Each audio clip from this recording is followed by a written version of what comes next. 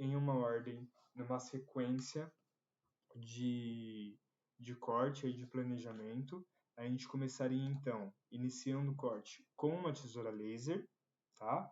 Vou falar 4 etapas para você não errar durante o corte. O primeiro de tudo, você deve planejar o seu corte. Se esse corte ele vai ter camadas ou não, se ele vai ser um corte curto, médio, longo, se ele vai ser franja, onde que vai acabar a última camada. Então, as divisões do cabelo, quando a gente faz, e aí você tem a divisão de 3 partes, 4 partes, 5 partes, tem profissionais que dividem até 10 partes, dependendo para cada tipo de corte.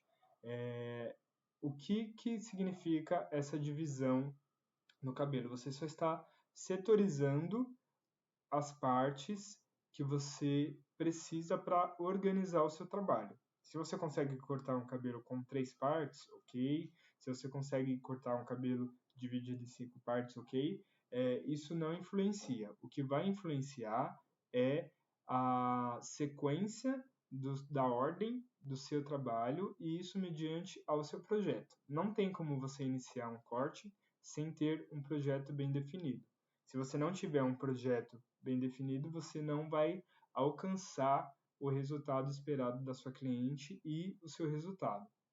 Então, quando vocês pegarem uma referência de corte de uma cliente, principalmente se esse corte for uma transformação muito grande, tenta ver essa imagem em vários ângulos, né? Tenta ver essa imagem, se possível, aí geralmente essa referência vem por Instagram, até de cabelos de artista, então tenta ver uma imagem frontal, uma imagem mais lateral, uma imagem da parte de trás, para você ver onde tem camada, onde tem linha de peso, se o corte está 0, 35, 40, se ele tem uma camada muito extensa, se é um corte que não tem camadas, tudo isso vai definir o seu planejamento. Então, tem um planejamento para a parte posterior, um planejamento para a parte lateral e um planejamento de franja. Eu geralmente divido os meus cabelos aí em 3 partes no máximo, 4 partes, dependendo de qual é o tipo de corte que eu vou utilizar. E eu sempre inicio com a tesoura laser, porque se eu quero iniciar um corte e eu vou desenhar um perímetro, ou seja, eu vou desenhar a estrutura, a silhueta de um corte, eu preciso de uma tesoura que me dê um acabamento mais preciso. Esse cabelo ele não pode escorregar durante o meu procedimento de corte. Por isso eu utilizo a tesoura laser, que conforme eu falei, é uma tesoura que vai agarrar o fio e não vai deixar ele escorregar. Depois eu seco esse cabelo, escovo ele mais ou menos ali próximo da referência que a minha cliente me trouxe, né? Porque o acabamento desse cabelo também é muito importante. Se você fez um corte idêntico ou muito parecido com o que a sua cliente te pediu e você finaliza ele de uma forma completamente diferente, a sua cliente não vai enxergar aquele corte que ela te pediu. Provavelmente ela vai sair do salão sentindo que você fez outra coisa que não o corte que ela pediu. E aí depois que eu seco esse cabelo, eu entro com a tesoura fio navalha para poder afinar a ponta, trazer textura, né, abrir canais onde eu quero, finalizar uma franja, trazer leveja para a franja, desfiar franja e até mesmo trazer leveza ali nas camadas, que às vezes fica um pouquinho mais pesado, principalmente se o cabelo for grosso, você precisa trabalhar, texturizar bem esse cabelo para que ele tenha um bom acabamento. Lembrando que a cliente no dia a dia, ela não vai ter a nossa prática de escovação, né? Até a nossa prática de finalização, então você tem que finalizar esse cabelo da melhor forma e da forma mais simples que ela vai utilizar no dia a dia. Então, se é um cabelo que ele está finalizado, texturizado com uma pomada, é importante que você tenha uma pomada no salão para trazer e para mostrar como que ela vai finalizar.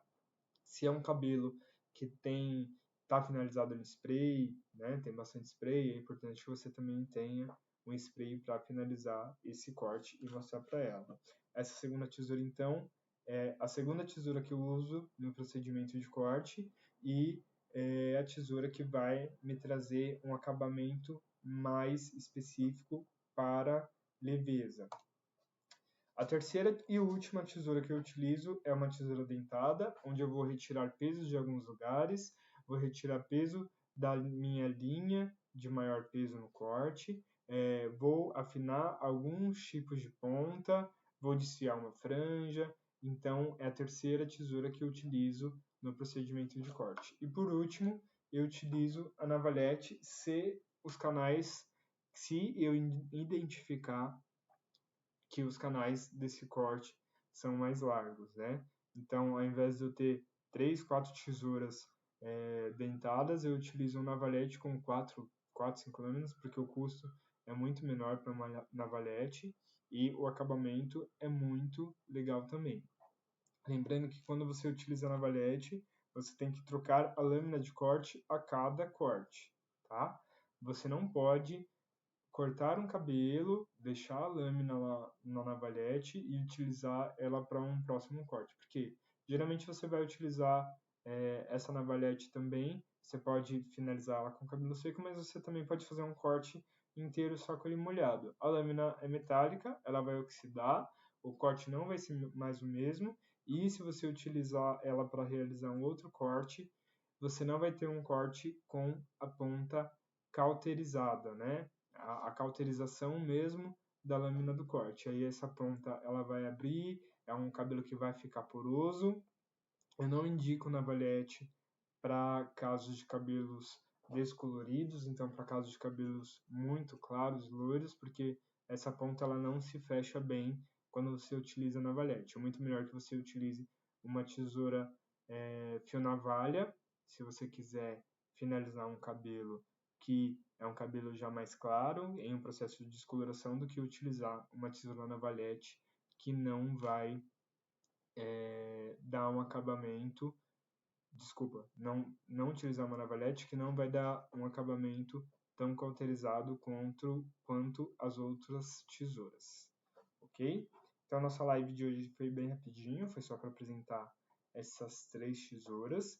Na quinta-feira a gente tem uma live falando sobre tonalização, o que é a tonalização,